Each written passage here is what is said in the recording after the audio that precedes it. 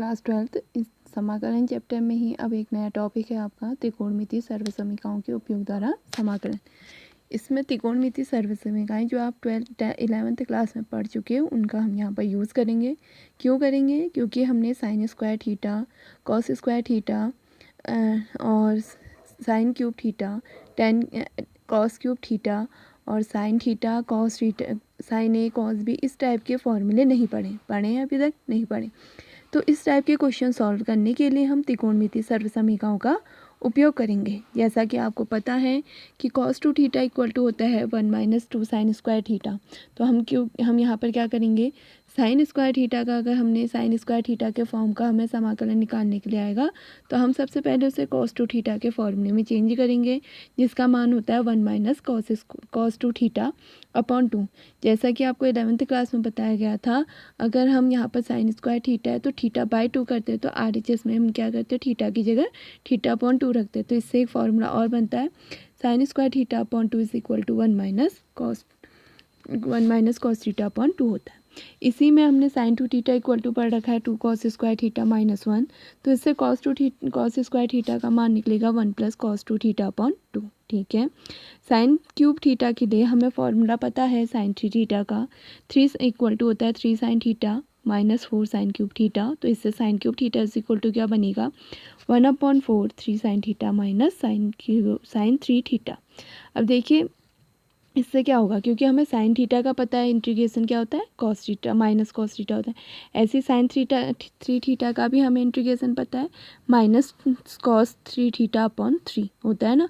तो इसीलिए हम यहाँ पर क्या करते हैं, sign square theta, cos square theta, sign cube theta और कॉस क्यूब थीटा को कॉस और साइन के फॉर्म में चेंज करते हैं। ऐसे ही हमने अभी इंटू वाले कोई सूत्र नहीं पढ़े हैं, तो ये भी हमने 11th क्लास में पढ़ा था कि 2 साइन ए कॉस बी होता है साइन ए प्लस बी प्लस साइन ए माइनस बी। तो हमने 1/2 क्या ले लिया RHS में, तो साइन ए कॉस बी का मान कितना हो जाएगा, 1/2 साइन ए प्लस बी प्लस साइन ए माइनस बी।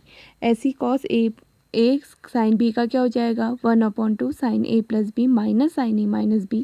ऐसी कॉस ए कॉस बी का 1/2 cos A plus B plus cos A minus B. इसी प्रकार साइन ए साइन बी का 1/2 cos A minus B minus cos A plus B.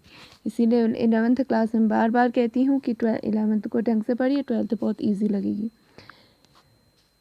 तो इससे related मैं आपको प्रश्नावली 7.3 के कुछ क्वेश्चंस बता रही हूँ और आप ट्राई करेंगे, जो क्वेश्चन कॉपी में सॉल्व करेंगे और जो क्वेश्चन नहीं आएंगे मुझसे पूछ लेंगे। जैसा कि प्रश्नावली 7.3 में है, आपको पहला क्वेश्चन कहा गया इंटीग्रेशन निकालना है साइन स्क्वायर 2x + 5 का, क्योंकि आपने साइन स्क्वायर थीटा का इंटीग्रेशन का फॉर्मूला नहीं पढ़ा है। तो हमने अभी सूत्र बताया था, sine square theta is equal to क्या होता है, 1/2 1 - cos theta cos 2 theta, right.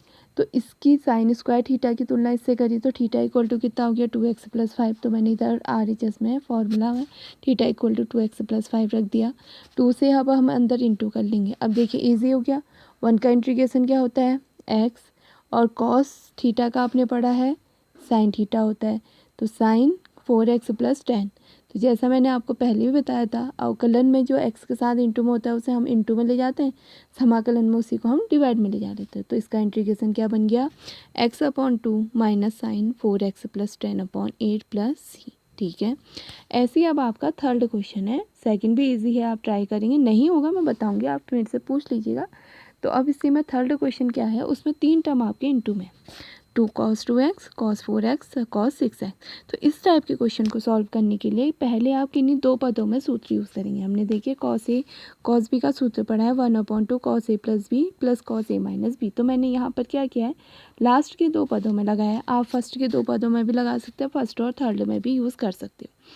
तो इससे क्या बनेगा, cos 2x तो हमने ऐसे रखा, 1/2 को मैंने इंटीग्रेशन के बाहर लिख दिया, इंटू में है cos a + b 4x + 6x 10x, और cos a minus B 4x - 6x - 2x आएगा, और cos माइनस थीटा आपने पढ़ा है 11th क्लास में, cos थीटा होता है।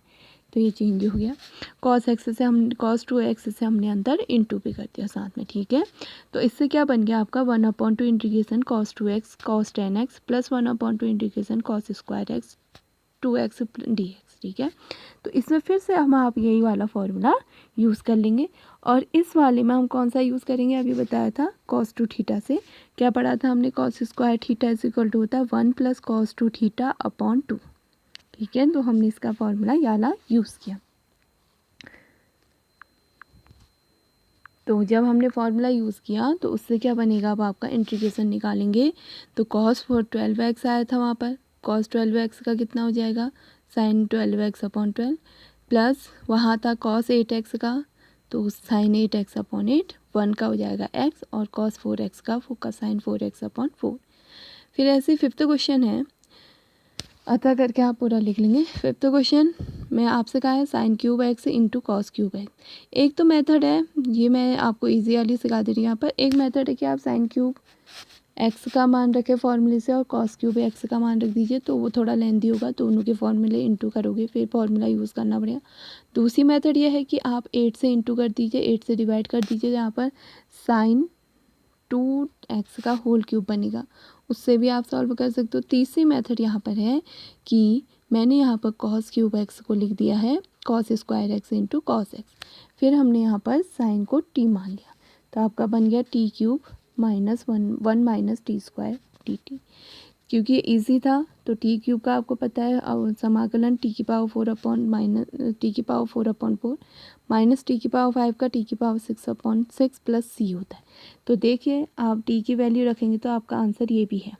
तो अब आप कहेंगे कि आंसर सीट में तो ये आंसर आ ही नहीं रहा है, राइट, लेकिन आप इतना भी सॉल्व करके अगर छोड़ेंगे तो आपका ये आंसर सही माना जाएगा।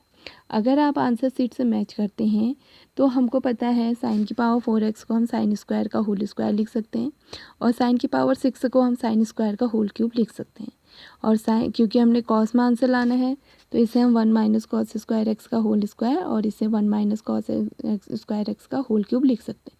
पहले में a माइनस बी का होल स्क्वायर यूज़ कर लेंगे, दूसरे में क्या करेंगे a माइनस बी का होल क्यूब यूज़ करेंगे। ठीक है, आप उसे सॉल्व करेंगे तो कुछ टर्म आपके जो कांस्टेंट होंगे, इन तीनों कांस्टेंट को मिला के हमने एक नया कांस्टेंट डी ले लिया। कांस्टेंट टर्म है तो आप कैपिटल ABCD में से कुछ भी लिख सकते हैं। ठीक है, तो आज आप 7.3 एक्सरसाइज सॉल्व करेंगे। जो जो क्वेश्चन नहीं आएंगे, जहाँ पर भी दिक्कत होगी आप मुझसे पूछ लें।